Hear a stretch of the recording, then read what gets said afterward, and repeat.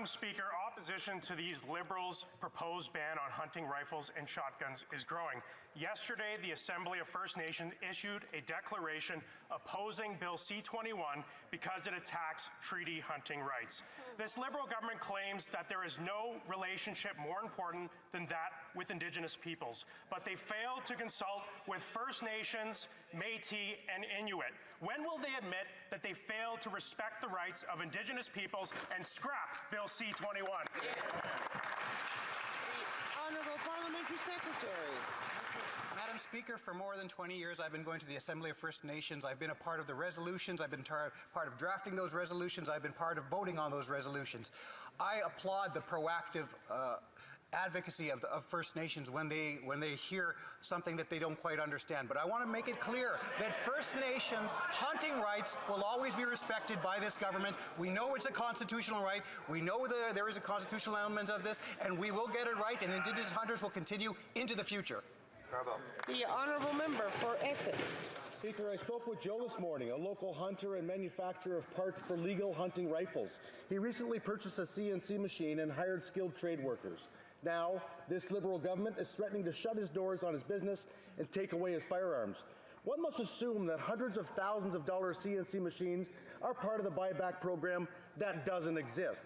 While law-abiding Canadians are on the right side of history, this Liberal government is the outlier. When will they stop targeting hunters and farmers like Joe? Honourable Parliamentary Secretary. I'm sure that Joe would agree that there is no place in our society for deadly military-style assault guns, the kind that were used for shooting at Polytechnique or the Quebec mass shooting, or most recently where two police officers were killed in South Simcoe. Speaker, we are not targeting lawful rifles that are used by hunters. This is a complex piece of legislation. That's why it requires careful review and scrutiny, and I'm very thankful to Bloc and NDP members who have given the permission to have emergency meetings so that we can get this legislation right. The Honourable Member for Brandon Souris.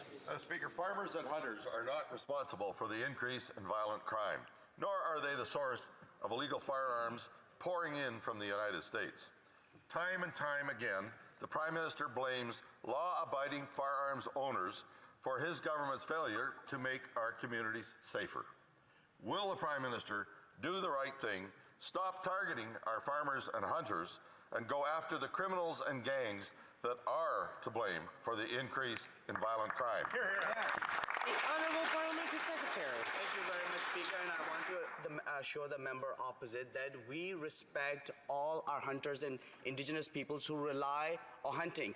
We respect the sustenance rights of Indigenous peoples, and we are not targeting those rights whatsoever. What we are going after, what we are banning, what we are trying to take off our streets are deadly military-style assault guns, the kind that are made to be used in a battlefield. They have no place on our streets.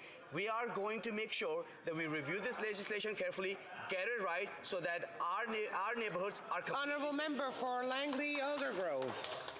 Madam Speaker, Marissa from Langley shared with me recently her deep concern about the Liberal Party's direct attacks on hunters like herself and farmers and sports shooters. She also shared with me her concern about gun violence and urges me to support common sense gun controls. But in her own words, I can detect no sign of that in Bill C21.